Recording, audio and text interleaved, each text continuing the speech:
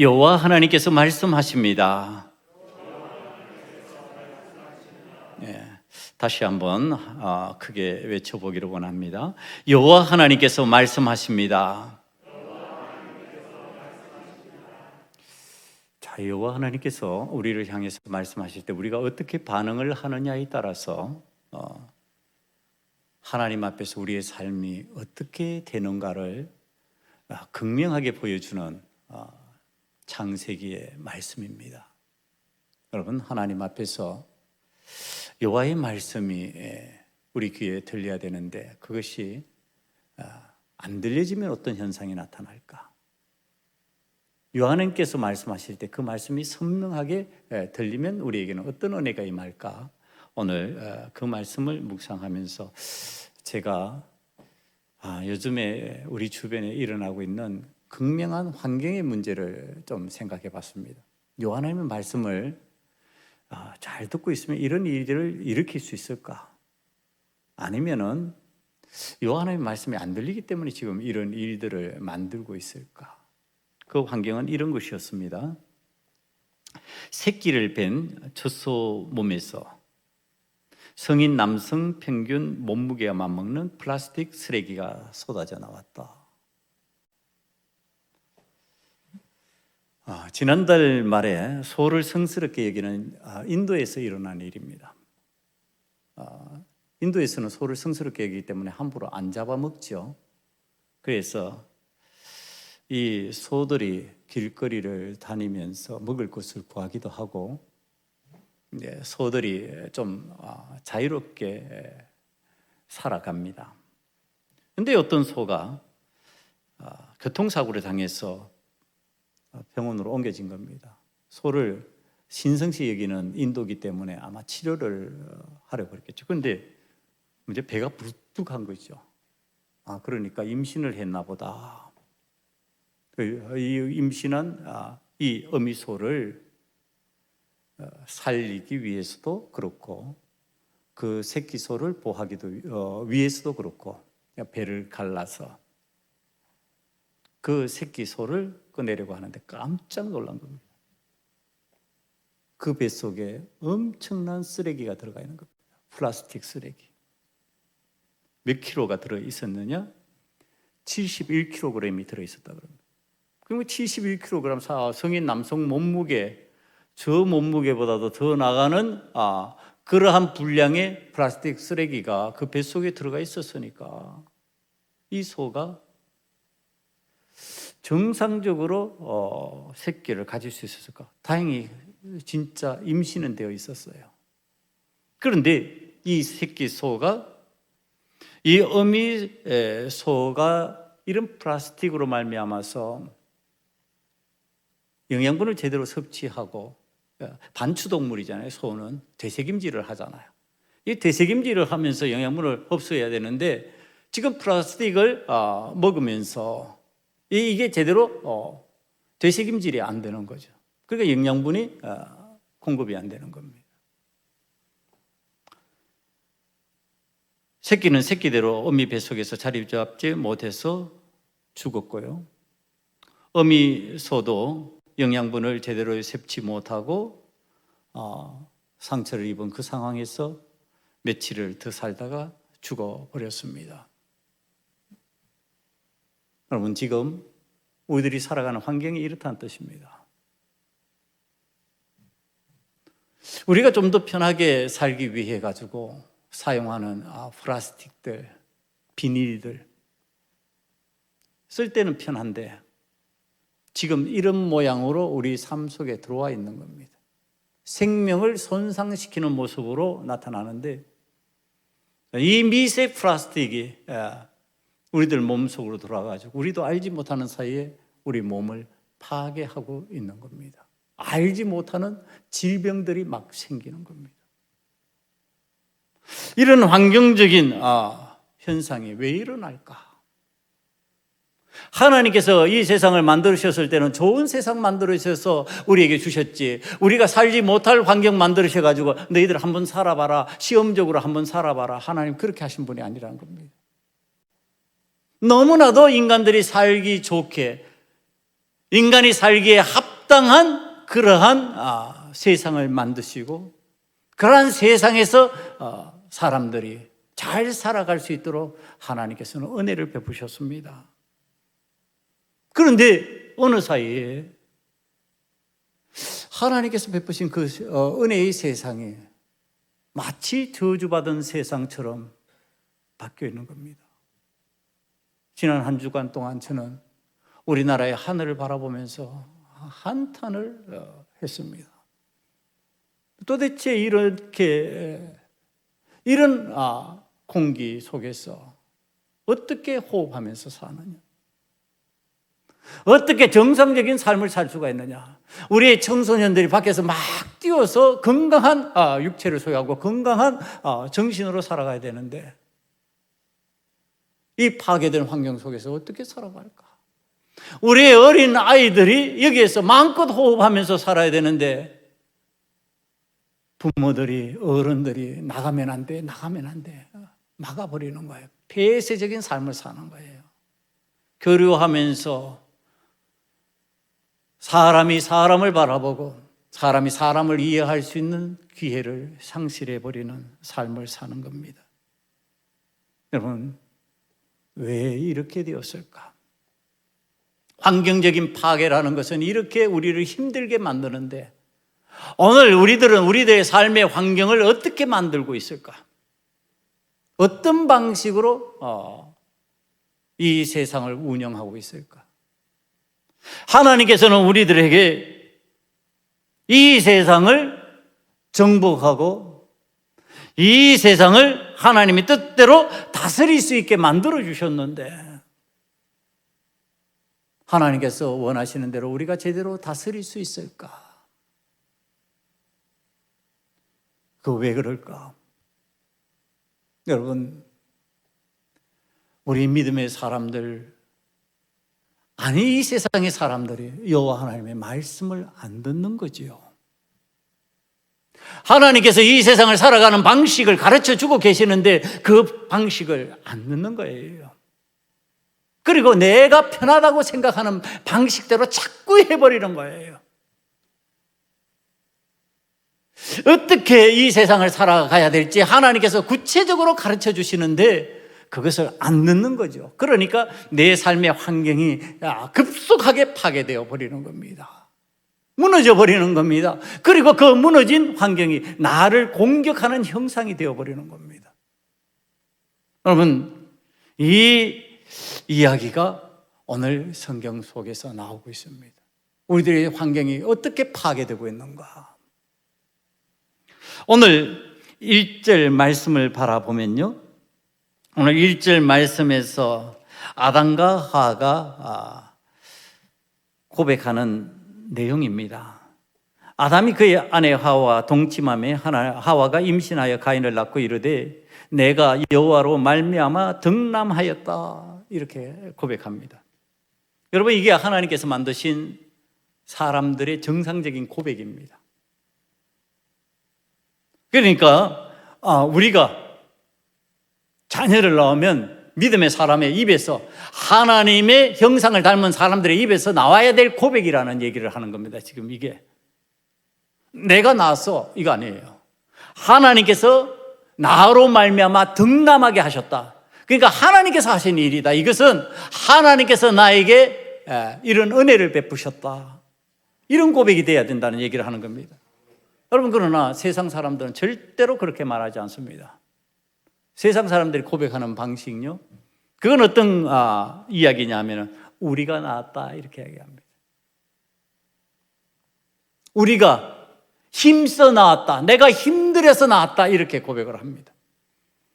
그러나 신앙인들은 지금 아담과 하와의 고백과 같은 이 고백을 해야 되는 것이요, 여호와 하나님으로 말미암아 내가 자녀를 낳았다, 덕남하였다. 생명이라고 하는 것, 그것은 내가 임의로 조작하고 만들고 그렇게 내 마음대로 생산할 수 있는 대상이 아니다. 하나님께서 은혜로 허락해 주셔야만 내 삶에 들어오는 것이, 그게 생명이다. 이게 믿음의 사람들의 고백이어야 된다는 겁니다. 그러니까 지금 아담과 하와가 정상적인 고백을 하고 있는 거죠. 자, 이 정상적인 신앙의 고백을 하는 그 속에는요, 무엇이 있을까요? 기쁨이 있죠. 지금 표현 방식이 기쁜 겁니다. 아들을 낳았는데. 자기는 누구의 형상을 닮았어요? 하나님의 형상을 닮게 만들어졌어요. 그런데 자녀를 낳아보니까 누구를 닮았어요? 나를 닮아 있어요. 나를 닮은 자녀를 낳은 거예요. 자기를 닮았다고 하는 거, 그거 여러분 어떤 기쁨인지 아시잖아요. 닮았는데 나를 안 닮으면은 이건 걱정이 되는 거죠. 염려가 되는 상황이 되어버리는 거죠. 그런데 나를 닮으면 이제 안심하게 되는 거죠. 그래서 아이를 낳으면 확인하는 거죠. 당신 닮았어. 자, 봐. 당신을 잘 닮았어. 그의 기쁨이 있는 겁니다. 그러니까 지금 이 아담과 하와가 가인을 낳고 나서 날 닮았어. 그런데 그 속에 불안함이 있었을 겁니다. 날 닮았는데 내가 온전치 못해. 내가 부족한 사람이야. 아담과 하와가 하나님 앞에 범죄한 사실이 있어요. 내가 하나님 앞에 하나님의 명령을 거스리고 선악과를 따먹으면서 하나님 앞에 죄를 범했는데 나를 닮은 이 가인이 그렇게 닮지 않았으면 좋겠는데, 네, 그런 마음일 거 아니에요. 자, 이런 마음을 제 속성까지도 닮은 자기의 자녀를 낳고 하나님 앞에서 그러나 기쁜 거죠. 나를 닮았어. 여러분, 내 자녀가 부족해도 기쁘잖아요. 그게 감사하는 거잖아요. 지금 둘째를 봅니다. 아벨을 낳았어요.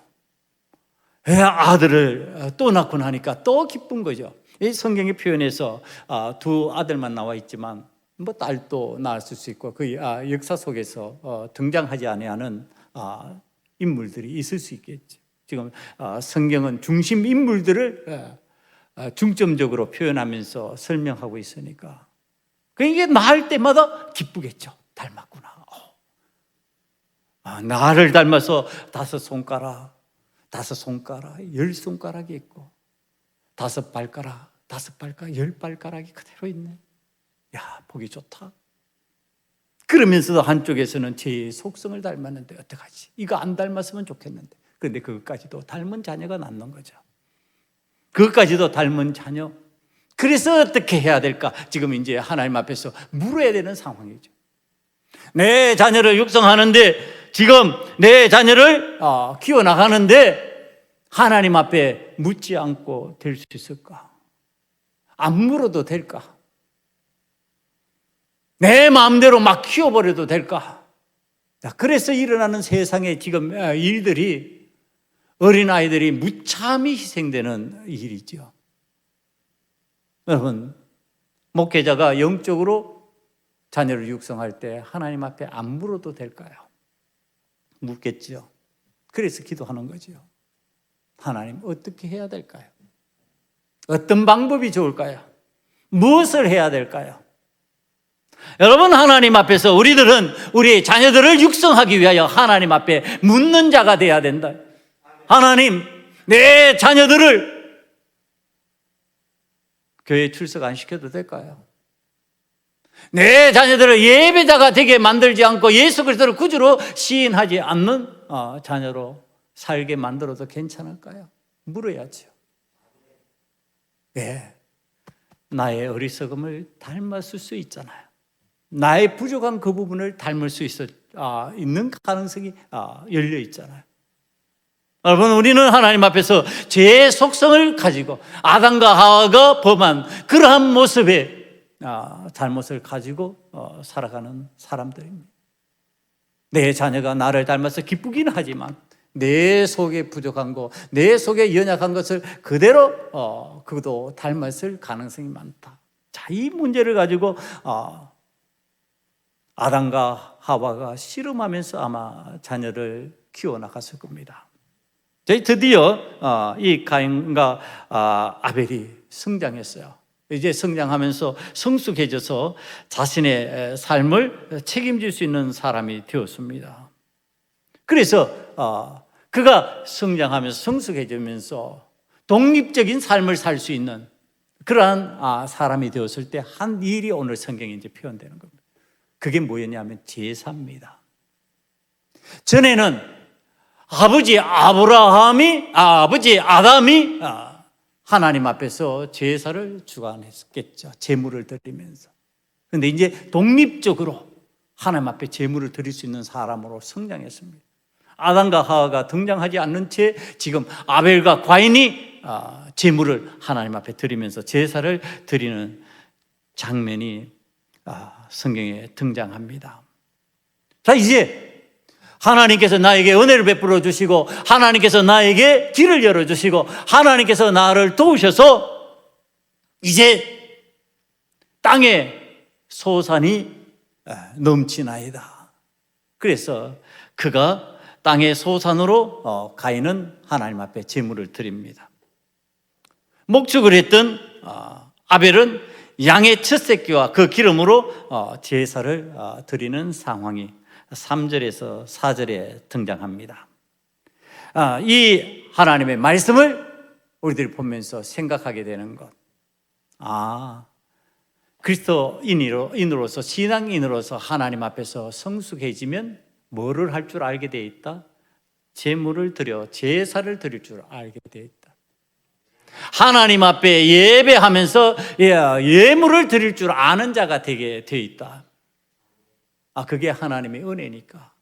그게 하나님께서 나에게 베푸신 은혜라는 것을 내가 알고 있으니까 내가 아무리 노력하고 수고해도 그 결실을 하게 하시지 않는다면, 그 새끼를 잉태하게 하시지 않는다면, 생명을 주시지 않는다면 그건 불가능한 일이니까 그게 하나님의 은혜라고 아는 지금 가인과 아벨이 하나님 앞에 제사를 드리는 겁니다. 자, 이제 이때까지 사람들은 하나님의 은혜와 하나님의 돌보심으로 농사와 목축을 잘하면서 살아가는 환경을 정상적으로 성경이 표현하고 있습니다. 그러니까 성경의 이 표현의 이 내용이 어떤 은혜를 힘입어서 그러냐 하면은 창세기 1장 28절의 표현이에요. 창세기 1장 28절의 표현을 보면 이렇습니다. 하나님이 그들에게 복을 주시며 하나님이 그들에게 이르시되 생육하고 번성하여 땅에 충만하라, 땅을 정복하라, 바다의 물고기와 하늘의 새와 땅에 움직이는 모든 생물을 다스리라 하시니라. 자, 하나님께서 충만하고 정복하고 다스릴 수 있는 사람이 되어라 그랬는데 그것대로 하고 있는 거예요. 지금 충만해서 하나님 앞에 제물을 드릴 수 있는 것이 생겼고, 그 열매, 그 새끼 하나님 앞에 드리면서 지금 하나님 앞에 내가 은혜를 입은 자입니다, 지금 표현하는 거죠. 자, 하나님께서 우리에게 좋은 것을 주시고 좋은 것으로 드릴 수 있게 만들어 주셨으니 참 이제 행복하잖아요. 그러니까 기쁠 거잖아요. 여러분, 예배 드리면서 하나님 앞에 안 기쁩니까? 하나님 앞에 예배 드릴 수 있는 건강이 안 기쁩니까? 하나님 앞에 올라올 수 있다고 하는 것 자체가 얼마나 기쁨입니까? 뭔가를 내가 하나님 앞에 빈손 들고 나오지 아니하고 드릴 수 있는 은혜를 내게 베푸셨다고 하는 것, 그것이 기쁨이잖아요. 그러니까 가인과 아벨도 아마 기쁨이 있었을 겁니다.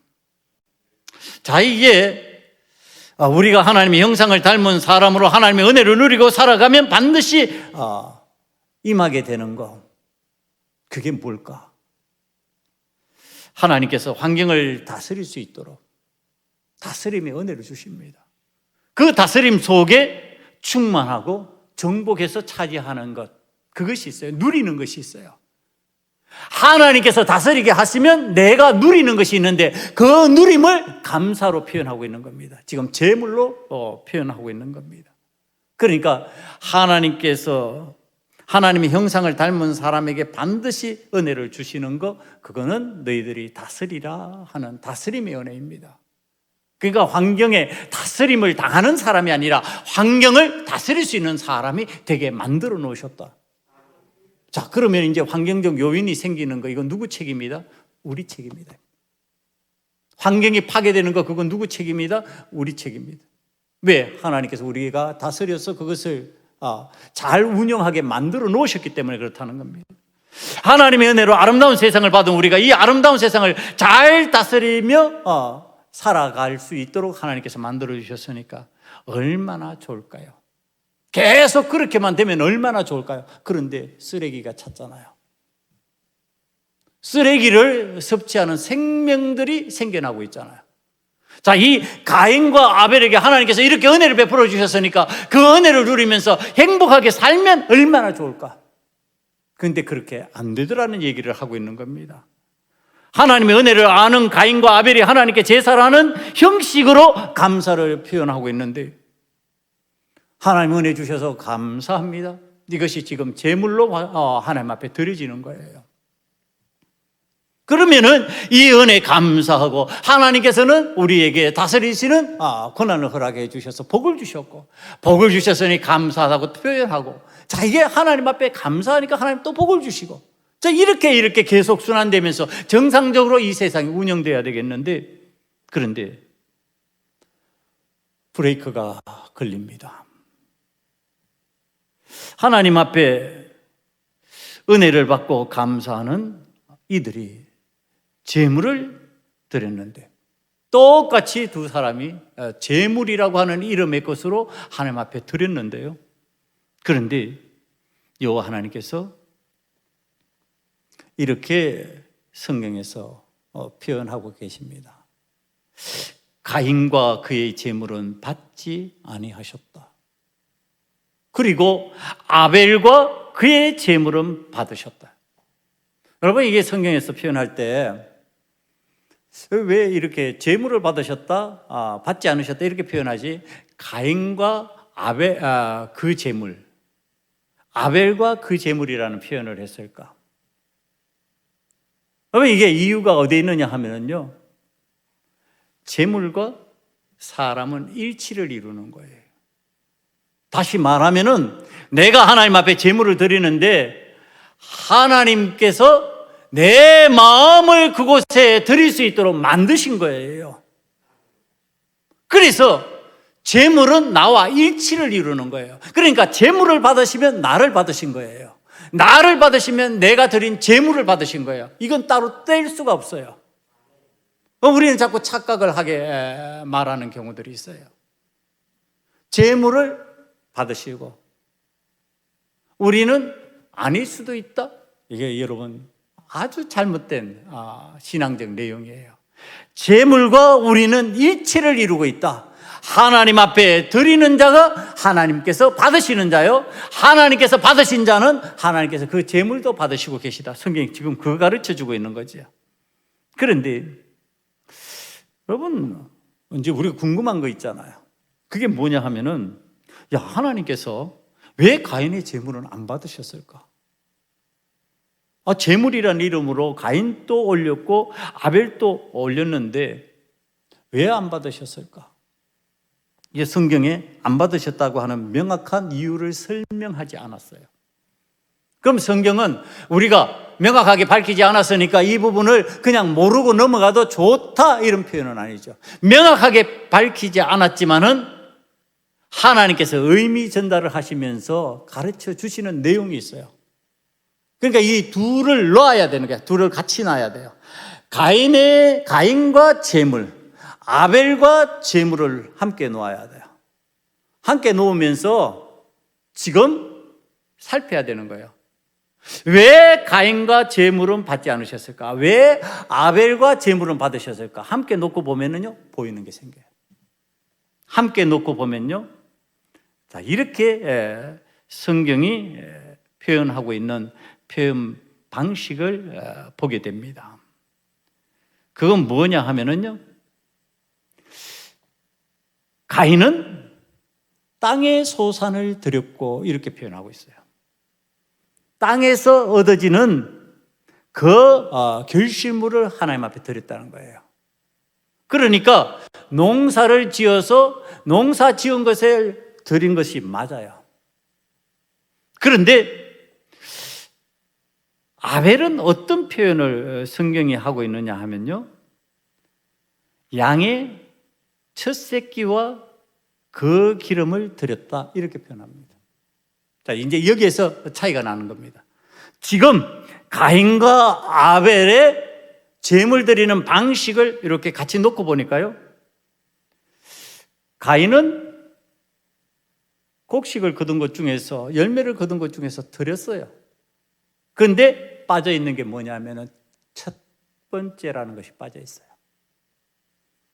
아벨은 양의 첫 새끼와 그 기름을 드렸다 그래서 첫 번째 것을 넣고 있어요.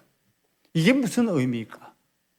여러분, 지금 이 말씀 뭐냐 하면은 내가 지금 하나님 앞에 제물을 드리는데 있는 것 중에 아무나 드리는 거예요.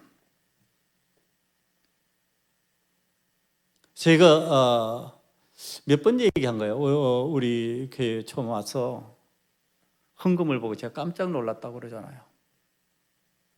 왜냐하면 헌금이요, 구겨주고 막 그랬던 것들이 올라와 있어요. 헌금을 계수하는데 이렇게 살펴보니까 그게 막 보여요. 아니, 저렇게 헌금을 드린다고? 여러분, 지금 주머니에서 구깃한 거 그냥 꺼내서 드린 거죠. 의미 없는 거죠, 그냥. 내가 의미를 부여한다는 것은 뭐냐 하면 하나님께 내가 감사함으로 드립니다. 하나님 앞에 약속한 것 드립니다. 준비하는 거죠. 준비하는데 구깃해요. 여러분, 사람에게 할 때도 그런 식으로 하잖아요. 사람에게 줄 때도 준비하면서 주면은 그런 것 못 줘요. 준비하면서 주면요, 제대로 된 것 주게 돼 있어요. 준비하지 않고 줄 때가 있어요. 언제 그래요? 동냥할 때. 갑자기 동냥해야 되는 상황이 생기면 주머니에 있는 거 구깃한 거 그냥 주는 거예요. 그러나 내가 어떤 상대, 내가 어떤 대상을, 이분을 섬기기 위해서 줘야 되겠다 이렇게 생각을 하면요, 그거 구깃한 거 아무렇게나 돼 있는 돈을 못 내놔요. 그렇게 할 수 없게 돼 있어요. 지금 그런데 이 가인이 구깃한 거 그냥 내놓은 거예요. 많은 것 중에서 그냥 꺼내놓은 거예요. 의미를 부여하지 않았다는 얘기를 하는 겁니다. 내가 하나님 앞에 이것을 드림으로 하나님을 진짜 사랑합니다. 하나님 진짜 고맙습니다. 그 의미가 거기에 안 담겨 있다는 얘기를 하는 겁니다. 여러분, 그러나 아벨은 양의 첫 새끼를 기름과 함께 드렸어요. 첫 새끼예요. 나오자마자 처음 얻은 거니까 얼마나 좋아요. 얼마나 기뻐요. 그러나 그것을 자기를 위해서 쓰지 않고 하나님 앞에 그것을 드리고 있는 거죠. 하나님, 너무 감사해요. 나 이거 하나님 앞에 드리고 싶어요. 의미 부여를 하고 있는 겁니다. 여러분, 하나님 앞에 제물을 드린다는 거 그냥 내어놓는다는 의미가 아니에요. 10,000금을 내어놔도 그냥 내어놓는다는 것은 의미가 없어요. 그럼 어떤 의미의 것으로 하나님 앞에 드려야 될까요? 나에게 있어서 첫 번째 것입니다. 나에게 있어서 소중한 것입니다. 나에게 귀중한 것입니다. 내 마음대로 드리는 것이 아니고 하나님께서 기뻐하실 것을 내가 선택하여 드립니다. 중심을 드리고 있는 거죠. 의미 부여가 된 순간에 순결한 양이 낳은 처음 새끼에 내가 보기에도 좋고 사랑스러운 그 새끼를 구별해서 하나님 앞에 드리는 마음이 되는 거죠. 의미 부여가 안 되면 이 일은 안 하게 돼 있다는 거예요. 신용은 하고 있어요. 어떤 신용? 제사 드리는 신용, 예배 드리는 신용은 하고 있어요. 그러나 진짜 예배 드리고 있냐는 거예요. 진짜 제사 드리고 제물 드리고 있냐는 거예요. 하나님 기뻐하시는 제물 드리고 있냐는 거예요. 하나님 기뻐하시는 마음으로 하고 있느냐? 그거 아니라면 하나님께서 어떻게 하신다고요? 안 받으시는 거죠. 여러분, 오늘 우리들이 하나님 앞에서 제사를 드리면서 예배를 드리면서 이 가인이 한 것이 무엇이에요? 제가 이걸 보고 이게 제 속으로 다가와서 이게 하나님 앞에 예배에 대해서 다시 긴장감이 생기는 거예요. 지금 이 가인이 하는 것은요, 하나님 앞에 제사를 파괴하는 방식이에요. 하나님 앞에 제사 드리는 잘못된 방식이에요. 제사를 망가뜨리는 방식. 여러분, 우리들이 하나님 앞에 예배 드린다고 하면서 예배의 그 내용을 망가뜨릴 수 있다고 하는 사실. 하나님 앞에 잘못된 예배자가 되어버리면 예배를 망가뜨리고 하나님 기뻐하시지 않는 방식으로 예배하는 자가 되어서 그 환경을 만들어버린다고 하는 사실. 두렵지 않아요? 여러분, 우리 교회는 이 뒤에 강대상이 없어요. 우리 교회 와서 얼마 되지 않아서 당회에 의견을 제시하고 이 강대상 의자 없앴어요. 여러분, 이 강대상에 앉아있을 때 나타나는 태도, 모습, 예배자가 아닐 때가 많아요. 예배를 받는 사람처럼 마치 자기는 예배를 드리는 자가 아니고 동떨어진 사람인 것처럼 행동하는 것들을 저는 너무나도 많이 봤어요. 여러분, 동일한 예배자죠. 예배를 파괴하고 있는 거예요. 예배를 망가뜨리고 있는 거예요. 하나님 앞에서 잘못하면은. 우리가 무심코 하고 이때까지 전통적으로 그냥 하고 익숙하게 해오는 것이기 때문에 괜찮겠지? 안 괜찮아요. 파괴하고 있는 거예요. 환경을 파괴하는 거예요. 이 지금 가인의 제사에서 일어난 일이에요.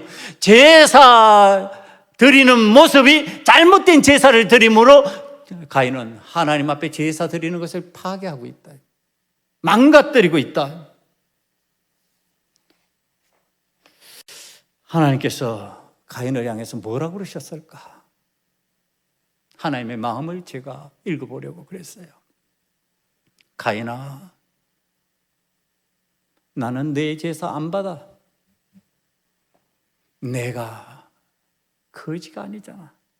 나는 지금 동량을 구걸하는 사람이 아니잖아. 나는 너의 하나님이야. 나는 너에게 모든 것을 주어서, 나는 너에게 아낌없이 다 주어서 내 독생자 아들까지도 주었어. 오늘 우리들에게 말씀하시는 것처럼 들렸어요. 너에게 다 주었는데, 내 온 마음을 다 주었는데, 내 온 정성을 다 주었는데, 내 온 마음과 온 정성이 거기에 있느냐? 이 재물에 있느냐? 여러분, 왜 그럴까요? 그 속에 진정한 감사가 없어져 버려서 그래요. 하나님을 감사하지 않는 거예요. 우리는 일생을 살아가면서 하나님뿐만 아니라 우리 주변에 있는 것들에 대해서 감사를 모르는 경우가 너무나도 많아요. 익숙하니까. 여러분, 물을 마음대로 마시죠. 아프리카에 물을 마음대로 마시지 못하는 것 보면서 제가 안타까워하며 저걸 어떻게 도울 수 없는가 생각을 한 적이 있어요. 여러분, 그들이 수십 킬로를 걸어서 물을 떠왔는데 그 물이 어떤 물인지 아냐 말이에요. 그 물이 흙탕물이에요. 그런데 그 물을 마시지 아니하면은 내 자녀는 죽는 거예요. 그러니까 그 물이라도 마시게 만드는 거예요. 죽는 줄 알면서, 병드는 줄 알면서 그 물을 마시게 만드는 거예요. 우리는 그냥 앉아서 수도만 틀면 잘 될라. 그 수돗물도 못 믿어서 전부 다 정수기를 통해서 정화된 물을 마시려고 그래요. 마시면서 감사해요. 물 마시면서. 여러분, 오늘 또 굶주리며 허덕이면서 죽어가는 그런 사람들이 많이 있어요. 우리나라는 거기에서 벗어났다고. 여러분, 음식 찌꺼기를 보면은 저는 진짜 염려돼요. 그 많은 것들을 그냥 우리가 버리고 있는 거죠. 그러면서 감사 못 느끼는 거예요. 항문이 찢어질 정도로 가난한 시절이 있었어요. 여러분, 저희들이 어린 시절에 쓰던 말이에요. 항문이 찢어질 정도로 가난하다. 아시잖아요. 나무 껍질을 그것을 양식 삼아서 삶다가 일어난 일이에요, 그게. 그런데 하나님 앞에 오늘 우리들이 이렇게 살아가는 거, 이렇게 누리면서 하나님 앞에 제대로 감사하면서 사냐는 거예요. 감사가 없으면은 있는 것 중에 아무거나 이렇게 되는 거죠. 있는 것 중에 진짜 좋은 것, 최고의 것. 여러분, 하나님 앞에 우리가 어떤 제사를 드려야 될까? 예배를 드려야 될까? 요한복음 4장 23절에서 예수님께서 가르쳐 주셨어요. 참되게 예배하는 자들은 영과 진리로 예배할 때가 오나니 곧 이때라. 아버지께서는 자기에게 이렇게 예배하는 자들을 찾으시느니라. 하나님은 영이시니 예배하는 자가 영과 진리로 예배할지니라. 네. 실감나는 단어예요.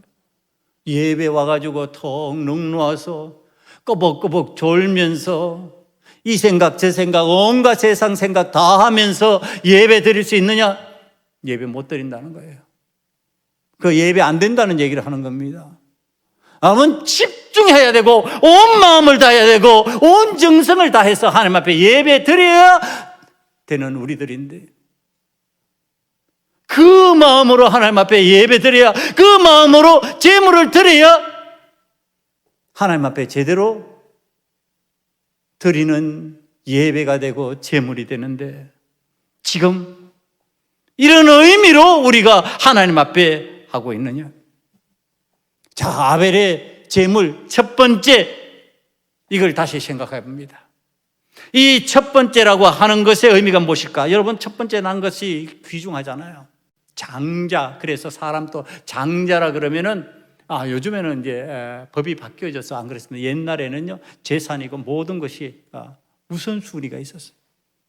그리고 어머니한테 늘 익숙하게 들었던 이야기가 있어요. 형을 아버지같이 생각해야 된다. 맏형을 아버지같이 생각하고 그의 이야기를, 그의 의견을 청중하고 들어라. 마지가 갖는 의미는 그런 겁니다. 첫 번째가 갖는 것은요, 전부를 의미하는 거예요.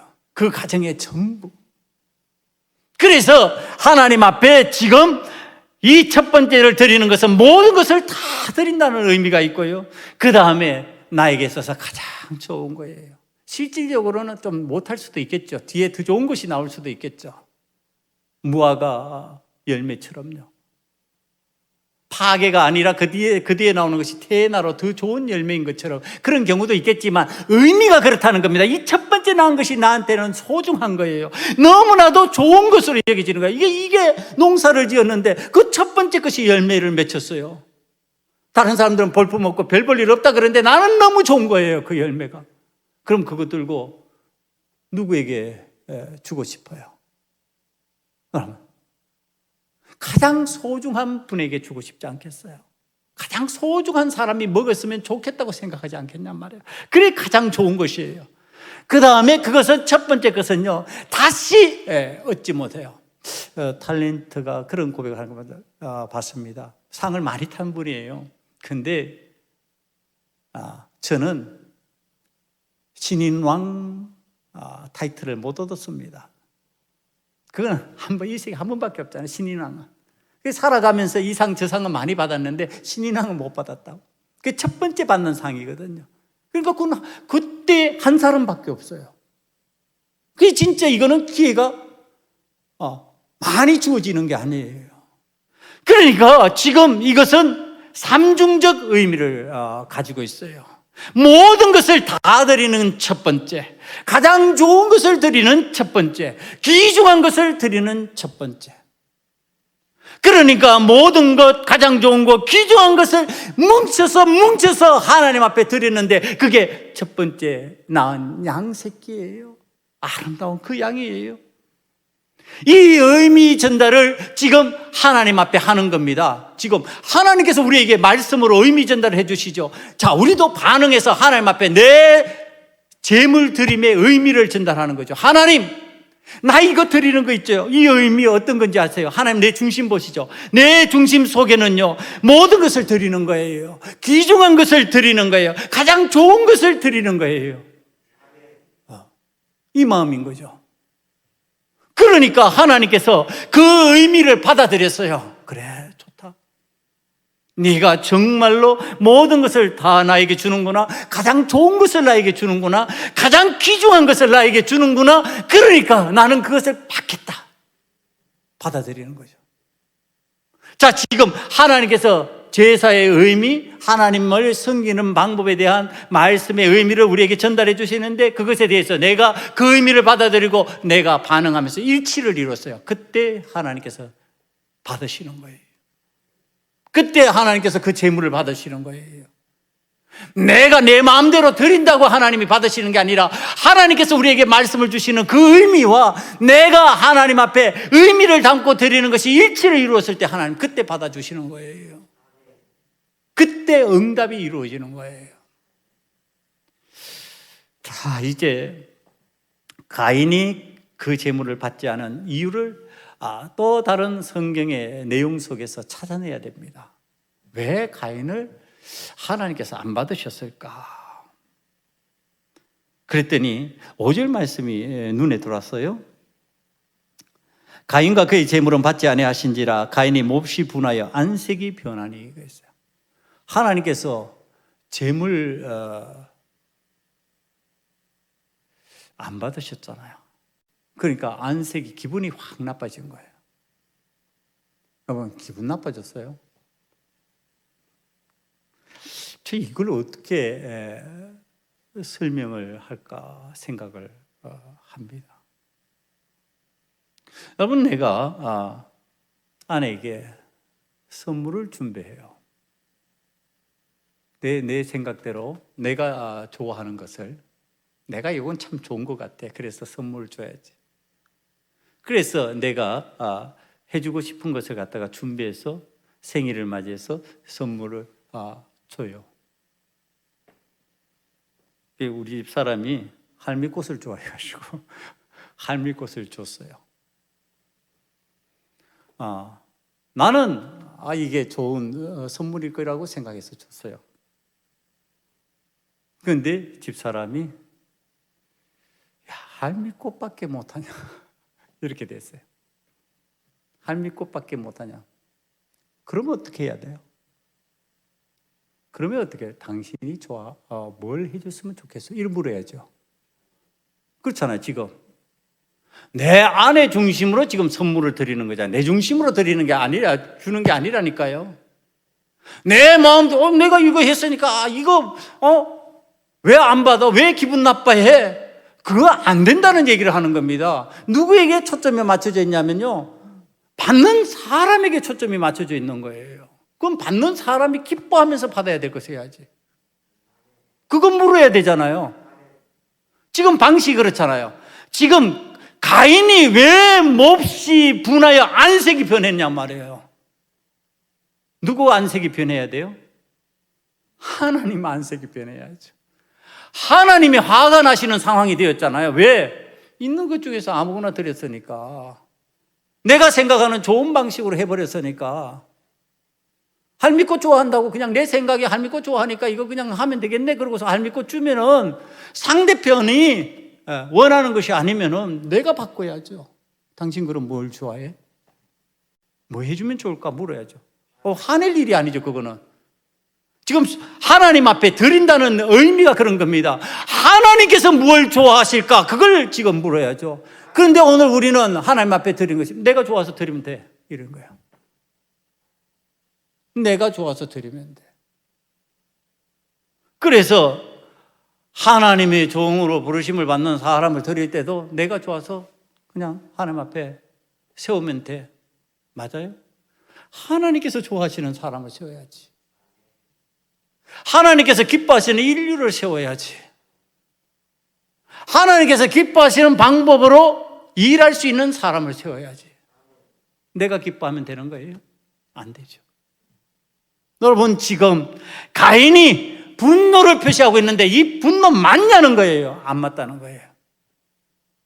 그러니까 이런 마음이니까 이런 생각이니까 하나님 앞에 예물 드림도 그렇게 할 수밖에 없고 하나님께서 그거 거부하시는 게 맞다는 거예요. 지금 이런 마음이니까 이 마음을 받으시는 하나님께서 거부하고 계시는 거죠. 언젠가 한번 제가 그 예화를 든 적이 있을 거예요. 기억나시는지 모르겠는데 가스펠송 경연대회를 합니다. 가스펠송은 하나님 앞에서 지금 복음 성가를 경연대회 하니까 복음적으로 하는 거잖아요. 가스펠송 경연대회에 막 참여해서 작곡해가지고 노래를 부르고 시상을 하는데 어떤 사람이 떨어졌어요. 자기는 꽤 잘했다고 생각했는데 떨어져 버렸어요. 그러니까 어떻게 했는지 아세요? 작곡했던 것을 팍팍 찢으면서 내던져버리고 나가버렸대요. 제가 잘 떨어졌다 그랬어요. 그 사람 떨어지는 거 맞다. 심사위원들 제대로 심사했네. 아니, 하나님 앞에 복음적인 찬송을 만들면서 그것으로 경연대회에 나가는데 떨어지면 그건 하나님의 은혜로다. 내가 부족해서 그랬지. 이렇게 되면 되는 거지. 그걸 빡빡 찍고 분노를 표시하면서 던져버리고 나가버려요. 여러분, 그 표현 방식이 맞냐는 거예요. 그 마음으로 가설필송을 만들어가지고 복음성가를 만들어가지고 부른 데를 은혜가 되겠냔 말이에요. 여러분, 오늘 우리는 우리의 방식대로 하나님께서 왜 내 재물을 받으시지 않으시죠? 아니라는 거예요. 어떻게? 하나님이 왜 안 받으실까? 그럼 하나님 앞에 물으면 되죠. 간단해요. 하나님 앞에 물으면 되는 거예요. 하나님 이거 왜 안 받으셨죠? 그럼 하나님 가르쳐 주실 거 아니에요. 아벨은 첫 새끼 드렸어. 그것이 모든 것을 드린다는 의미가 들려 있는 것이고, 가장 좋은 것을, 그리고 가장 귀중한 것을 드린다는 의미, 그 의미가 그 속에 담겨져 있어. 그래서 내가 받은 거야. 너는 그 의미를 넣지 않았잖아. 그 의미를 담지 않았잖아. 그래서 내가 거부한 거야. 하나님 안 가르쳐 주실 것 같냐고요. 가르쳐 주신다니까. 오늘 또 하나님 그렇게 말씀하신다니까요. 여러분, 오늘 하나님이 찾아오셔서 말씀하시잖아요. 네가 선을 행하면 어찌 낯을 들지 못하겠느냐? 왜 화내느냐? 왜 분노하고 있느냐? 다스려라. 하나님께서 그렇게 말씀하시지 않냔 말이에요. 네 마음을 안다, 네 생각을 안다, 그거 다스려라. 다스릴 수 있다예요. 다스릴 수 없다가 아니에요. 오늘 하나님 앞에 온 정성을 다하는 예물을 드릴 수 있다 없다? 있다. 왜? 다스릴 수 있다. 환경을 지배할 수 있다. 하나님께서 우리는 환경을 지배할 수 있는 하나님의 사람으로 만들어 놓으셨지, 환경의 지배를 당하는, 환경의 노예가 되어버리는 삶을 하나님께서 우리에게 허락해 주신 적이 없다는 거예요. 사랑하는 성도 여러분, 하나님 앞에 참된 예배자가 되려면 하나님께서 기뻐하시는 제물을 드리면서 하나님 앞에 영광을 돌리려면, 여러분, 하나님 앞에 우리들이 정말 하나님 기뻐하시는 방식으로, 하나님 원하시는 방식으로 의미 전달을 할 줄 알아야 돼요. 신앙적인 의미 전달이에요. 여러분, 하나님 앞에서 예배하면서 찬양하고 기도하면서 하나님 앞에 영광을 돌리는 모습이 하나님 기뻐하시는 모습이면요, 하나님께서 그 의미 전달을 받으시는 거예요. 뭐 대단한 사람들 모였다고? 여러분, 나라의 대통령과 모든 장관이 모이고 모든 국회의원이 모이고 모든 재벌들이 모여서 예배를 드리는 곳이라 할지라도 하나님 앞에서 의미 전달이 제대로 되지 않는다면, 가장 귀한 것으로, 가장 소중한 것으로, 나에게 있어서 없어서는 안 될 것으로 하나님 앞에 드리지 않는다면 하나님 그거 안 받으셔요. 아무런 의미 없어요. 그러나 가부의 두랩돈과 같이 사람들이 보기에는 보잘것없는 것 같아도 거기에는 귀중함이 있어요. 이거 없으면 당장 굶게 되는 상황이 있어요. 그런 것 하나님 앞에서 온 마음과 정성을 다해서 그것을 드리면 하나님 그거 안 받으시냔 말이에요. 오늘 우리는 하나님 앞에서 의미를 부여하고 드릴 줄 알아야 되는 거죠. 의미 없는 드림은 하나님 앞에서 우리는 잘못된 방식으로 드림이 된다. 이 잘못된 방식으로 하나님의 말씀에 반응하는 것이 우리들의 삶을 파괴하는 방식이 된다. 우리들이 예배하는 방식을 파괴하는 방식이 된다. 이 잘못된 드림이 하나님과의 우리의 관계를 파괴해버린다. 여러분, 오늘 우리는 하나님 앞에서 하나님 기뻐하시는 방법으로 하나님의 말씀을 청종하고 하나님께서 가르치시는 방법대로 하나님께서 우리에게 의미 전달해 주시는 그 내용을 받아서 온전히 하나님 앞에 드리며 살 수 있을 때, 우리가 하나님께서 허락하신 다스림의 고난을 통해서 우리의 환경을 지배하고 우리의 환경을 하나님께서 원하시는 방식으로 정복하면서 그것을 누리며 살아가시는 은혜가 임하게 될 줄 믿습니다. 기도하시겠습니다. 아버지 하나님, 여호와 하나님께서 말씀하시니 우리가 듣기를 원합니다. 여호와 하나님께서 말씀하시니 순종하기를 원합니다. 아버지 하나님의 뜻을 따라 하나님께서 기뻐하시는 방식으로 온전히 드리는 자가 되어서 아버지 하나님 앞에 복을 받는 자가 되게 만들어 주시옵시고, 아버지 하나님의 뜻을 거역함으로 하나님께 온전히 드리지 못함으로 가인의 저주가 임하지 않도록 하나님의 사람들을 지키시고 보호하여 주시옵소서. 예수님 이름으로 감사하며 기도드리옵나이다.